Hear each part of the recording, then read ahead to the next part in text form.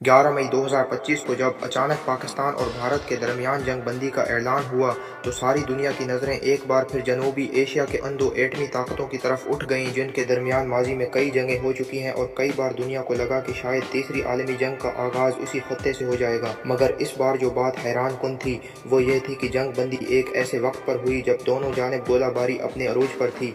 कश्मीर के कई सेक्टर्स खाली हो चुके थे, शहरी इलाकों में खौफ व हरास की लहर दौड़ गई थी और दोनों ममालिक की अफवाज मुकम्मल तौर पर अलर्ट थीं। पिछले 4 दिनों में सिर्फ गोलियां और गोले ही नहीं चले बल्कि सोशल मीडिया पर नफरत, गुस्सा और जज्बात भी अपने अरूज पर थे। भारतीय मीडिया मुसलसल पाकिस्तान को मुर्दी इल्ज़ाम ठहरा रहा था, जबकि पाकिस्तानी मीडिया पर भी हुब्बुल वतनी के नारे बुलंद हो रहे थे। ऐसी फ़ज़ा में ये सीज़ फायर किसी मौजज़े से कम न था। मगर सवाल ये है कि आखिर इस सीज़ फायर के पीछे कौन सा बड़ा हाथ है। बावसूख ज़राया के मुताबिक अमेरिका ने खामोशी से दोनों ममालिक से रब्ता किया और एक खफिया अजलास के ज़रिए दोनों को इस बात पर आमादा किया कि वो मज़ीद कशीदगी से ग्रीज़ करें, क्योंकि यह न सिर्फ खत्े के लिए बल्कि आलमी माईशत के लिए भी ख़तरा बन सकता था। डोनाल्ड ट्रंप, जो इस वक्त आलमी अमन के लिए फिर से एक किरदार अदा करना चाहते हैं, उन्होंने उस मौका को सियासी पॉइंट्स के लिए इस्तेमाल करते हुए कहा कि अगर अमेरिका दोनों को मेज़ पर ला सकता है तो दुनिया में कोई भी मसला हल हो सकता है। लेकिन सवाल ये है कि आया यह जंग बंदी मुस्तक़ल है या सिर्फ आर्जी वक्फा। पाकिस्तान में अवाम दो हिस्सों में बटे हुए हैं। एक तरफ वो लोग हैं जो समझते हैं कि हमें अपने दुश्मन को मन्ना तोड़ जवाब देना चाहिए, और दूसरी तरफ वो अफराद भी हैं जो कहते हैं कि अमन ही असल कामयाबी है, क्योंकि जंग सिर्फ तबाही लाती है। भारत में भी मोदी सरकार पर शदीद दबाव है कि वो उस अचानक पीछे हटने की वजाहत दे, ख़ास तौर पर उन हलकों को जो हमेशा पाकिस्तान के खिलाफ सख्त मौक़िफ़ के हामी रहे हैं। अब जबकि जंग रख चुकी है, क्या यह मौका है कि दोनों ममालिक अपने अवाम पर खर्च करें बजाय उसके कि हथियारों पर अरबों डॉलर ज़ाया करें।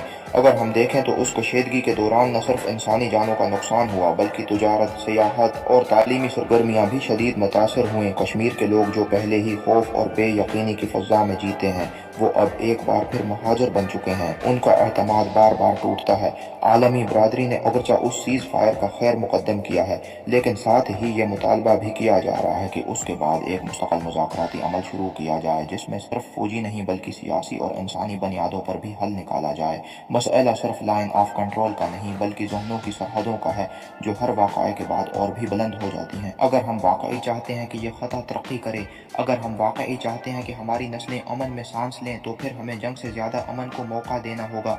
सोशल मीडिया पर उस वक्त दोनों ममालिक के नौजवानों में एक दिलचस्प रुझान देखने को मिला है। वो मज़ाहिया मीम्स और जज्बाती तबसरे करके हालात को हल्का करने की कोशिश कर रहे हैं, जो एक मुस्बत इशारा है कि नई नस्ल शायद जंग से ज़्यादा मुकालमे और ताल्लुक़ को अहमियत देती है। मगर असल इम्तहान अब शुरू होता है। अगर एक छोटा सा वाक़या, एक हमला या एक बयान दोबारा जज्बात को भड़काता है, तो क्या हम फिर से उसी रास्ते पर चल निकलेंगे? क्या हमने माजी से कुछ सीखा है, या हम सिर्फ वक्ती जज्बात में आकर फैसले करते रहेंगे? वक्त आ गया है कि हम खुद से सवाल करें कि आखिर ये बार बार की कशीदगी कब रुकेगी और हम कब तरक्की, तालीम और भाईचारे की तरफ बढ़ेंगे? या जंग बंदी एक मौका है, अगर हमने उसे ज़ाया किया तो शायद तारीख़ हमें फिर वही खून आलूद सबक याद दिलाएगी।